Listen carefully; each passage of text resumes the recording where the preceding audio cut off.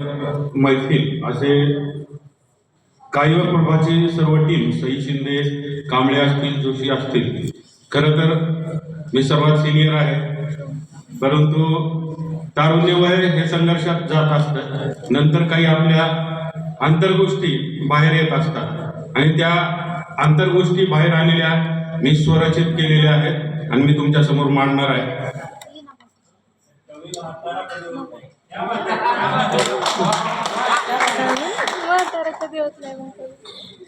काही होता आले नाही, काही होता आले नाही, कवी झालो. काही होता आले नाही, कवी झालो. मी शब्दांवर असा हवी झालो. यानंतर गझल घेतोय. मदिरा नव्हे ती दुःख प्यायलो मी. मदिरा नव्हे ती दुःख प्यायलो मी. गाणे माझेच माझ्या ओठी गायलो मी. थेंब थेंब आसवे त्या प्याल्यात होती. थेंब थेंब आसवे त्या प्याल्यात होती. कोरी कुठे ती पाण्यात प्यायलो मी. मदिरा नव्हे ती दुःख प्यायलो मी. तिचीच साथ असे मज त्या वेदनेला. तिचीच साथ असे मज त्या वेदनेला. करुणे खाली ती माझे गीत गायलो मी. मदिरा नव्हे ती दुःख प्यायलो मी. यानंतर पुढची कविता सादर करतोय. भेट ही विरहाची कविता आहे. एक प्रियकर प्रियसीला मांडतोय आपल्या शब्दातून. खरं तर माझी बायको आणि 2 मोठ्या मुली समोर आहेत आणि आजचा रविवारचा दिवस आहे सुट्टीचा. पुन्हा माझी परेशानी होऊ नये. आज सुट्टी तर सुखामध्ये जावी, परंतु बायकोला कन्व्हिन्स करून मी घेऊन आलोय. मी मांडतोय. भेट. भेट तू दिलेल्या आठवणींची परत तू घेऊन जा. भेट तू दिलेल्या आठवणींची परत तू घेऊन जा. होतो जसा मी पहिला तसे मला ठेवून जा. उगाच पाहतोय वाट तुझी शब्दा खातीर येऊन जा. उगाच पाहतोय वाट तुझी शब्दा खातीर येऊन जा. नको येऊ जवळ तरी दुरून तरी पाहून जा. करू नकोस अशी बदनामी प्रेमास तुझ्या घेऊन जा. करू नकोस अशी बदनामी प्रेमास तुझ्या घेऊन जा. मजवरती सोपवला तू भार नकळतपणे सोडून जा. राहीन एकटा मी असाच वचने सगळी तोडून जा. राहीन एकटा मी असाच वचने सगळी तोडून जा. जाता जाता त्या स्वप्नांनाही न विसरता सांगून जा. जाता जाता त्या स्वप्नांनाही न विसरता सांगून जा. यानंतर वास्तविक जीवनामध्ये काही लोक धनवान म्हणून आमपणानं जीवन जगत असतात, परंतु त्यांच्यावरती एक छोटीशी कविता केलेली आहे. शीर्षक आहे धनवान. धनवान तू जरी अंत तुझाही आहे. धनवान तू जरी अंत तुझाही आहे. असो लाकडे चंदनाची मुखी तुळशीचे पान आहे. असो लाकडे चंदनाची मुखी तुळशीचे पान आहे. वागला तू कसा शेवटीला नोंद होते. वागला तू कसा शेवटीला नोंद होते. संख्यांचे नव्हे इथे वाहिल्या अश्रूंचे गणित होते. चांगला तू की वाईट याचीही चर्चा होणार. चांगला तू की वाईट म्हणजे जाताना स्मशानात. चांगला तू की वाईट याचीही चर्चा होणार. कमवल्या पैशाचा नव्हे तुझ्या वागण्याचा हिशोब देणार.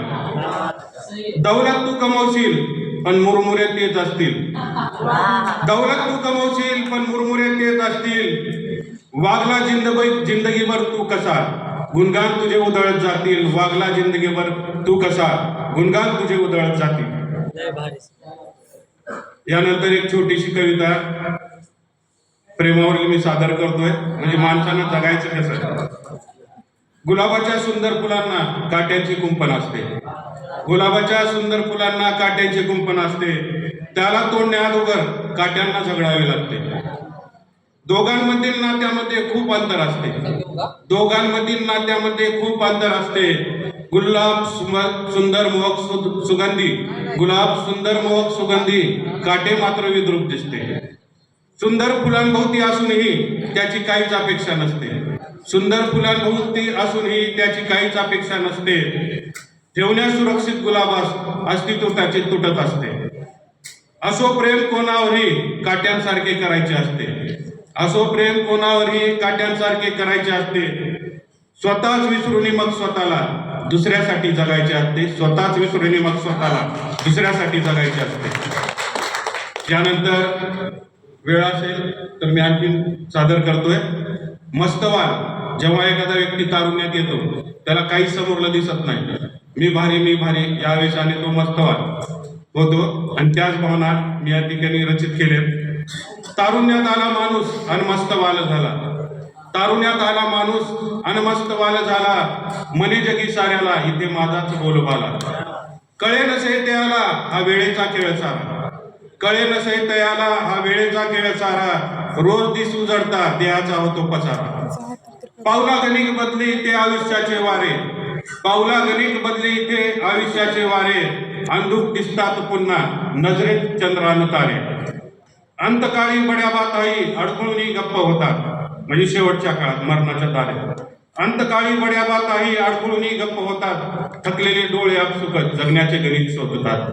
छाती टोक वावरणारा इथे निश्चित पडून जातो, छाती टोक वावरणारा इथे निश्चित पडून जातो. वाचाही बंद होते मग स्वतःचे अस्तित्व घेऊन घेतो, वाचाही बंद होते मग स्वतःचे अस्तित्व घेऊन घेतो. यानंतर पुढील कविता सादर करतोय. शीर्षक मी दिलंय, सई दीदीनं म्हणलं होतं की काहीतरी शीर्षक द्या, मला शीर्षकही देता येत नव्हतं, परंतु शीर्षक दिलंय राख.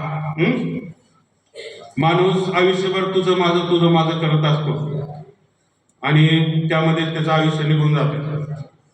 त्यावर एक मी कविता सादर करतोय. तुझं माझं करण्यात सारं आयुष्य गेलं, तुझं माझं करण्यात सारं आयुष्य गेलं. तरुणपणी होतो मस्तवाल, म्हातारपण झिजत गेलं.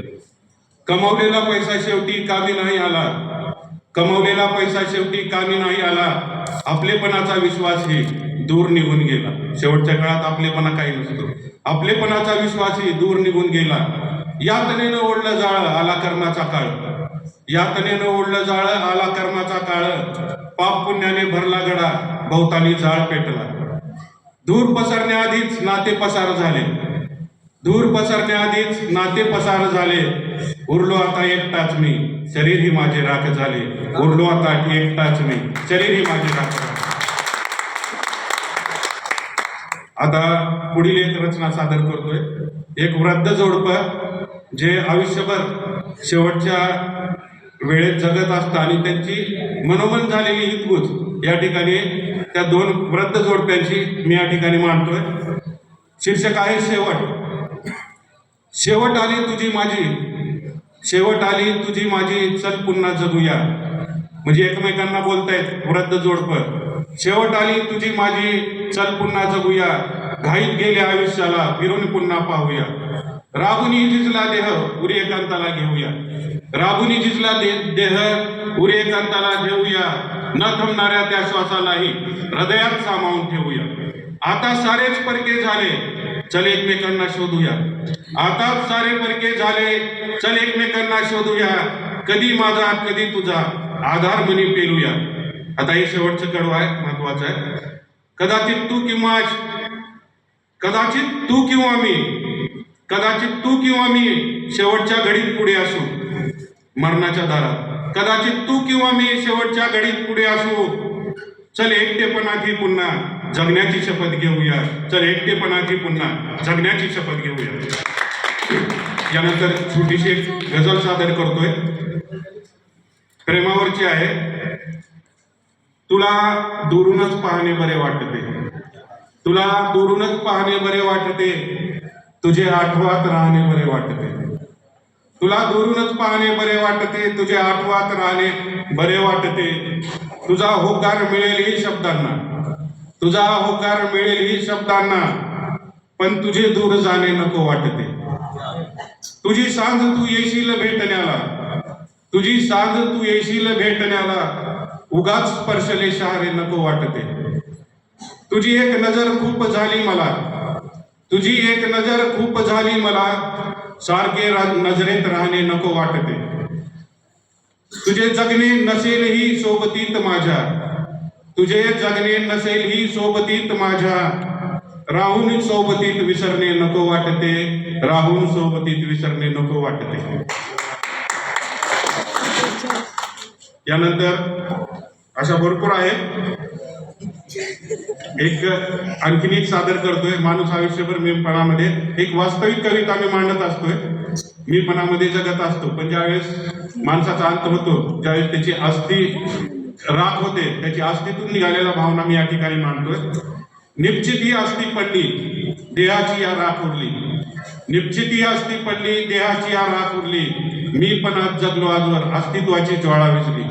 कमवलं ते जवळ नव्हतं, सोबत येण्या गौरी होती. आपण लावतो ना गौरी. कमवले ते जवळ नव्हतं, सोबत येण्या गौरी होती. दिला नव्हता आधार कधी कोणाला, ती आज वेळेत हजर होती. घाईघाईत चरण माझं रचलं होतं, माझ्यांनीच मला उचललं होतं. घाईघाईत चरण माझं रचलं होतं, माझ्यांनीच मला उचललं होतं. क्षणभर ढाळत अश्रुचितेवर माझ्या मतलबी जगण्याचं बोलणं होतं. क्षणभर ढाळत अश्रुचितेवर माझ्या मतलबी जगण्याचं बोलणं होतं. धन्यवाद. यानंतर शेवटची एक हिंदी कविता या ठिकाणी सादर करतोय. गम को डुबाकर प्याले में, गम को डुबाकर प्याले में मैं हर रोज जिया करता हूँ.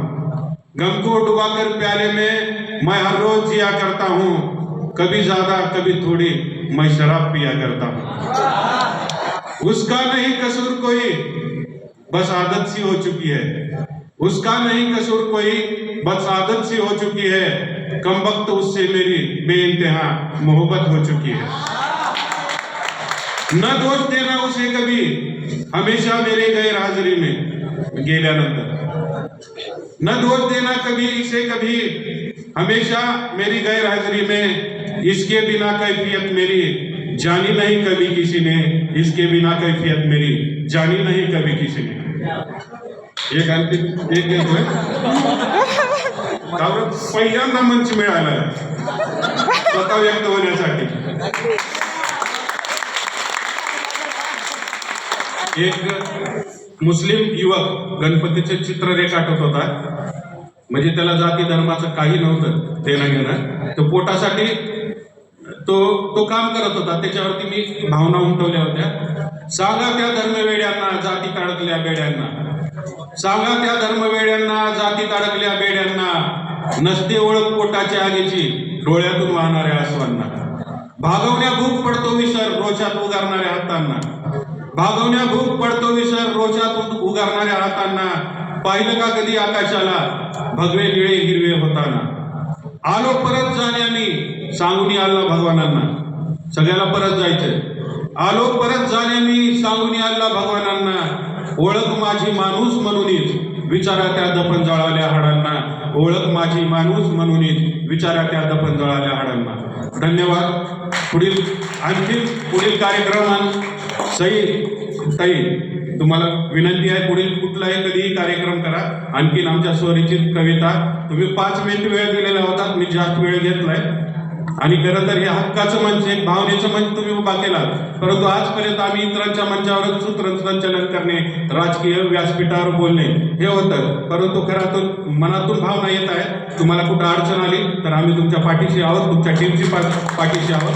बस या ठिकाणी खरं तर व्यक्त होण्याची संधी मिळाली. खूप उशिरा व्यक्त झालो, वयाचे 42 उलटले त्यावेळेस कुठंतरी. आणि कुठंतरी शेवटच्या वेळेस का ना आमची हाक तुम्ही ऐकली, हे महत्वाचं आहे. जाता जाता नमस्कार करतो. जय हिंद, जय महाराष्ट्र. खूप खूप धन्यवाद सर. तुम्ही म्हणालात की मी त्या सगळ्यांपेक्षा ज्येष्ठ आहे. तुम्ही आमच्या सगळ्यांपेक्षा ज्येष्ठ असलास तरी तुमच्या कविता आमच्या सगळ्यांपेक्षा तरुण आहेत. तुम्ही अगदी प्रेमापासून ते प्यालापर्यंत, ते अगदी समाजामध्ये जे आपल्या राजकारणाचे जे भांडणं लावलेले जातीपातींमध्ये अधिकपर्यंत गेला, तिथपर्यंत भाष्य केलं. तुमचे ते कविता ऐकून मला आनंदराव सरांच्या 2 ओळी आढळल्या की ते म्हणतात बघा की ओ मस्जिद की खीर भी खाता है, वो मंदिर का प्रसाद भी खाता है. वो मस्जिद की खीर भी खाता है, वो मंदिर का प्रसाद भी खाता है. वो भूखा है साहब, उसे मजहब कहाँ समझ आता है. वो भूखा है साहब, उसे मजहब कहाँ समझ आता है. खूप सुंदर असा सर गीत राहा.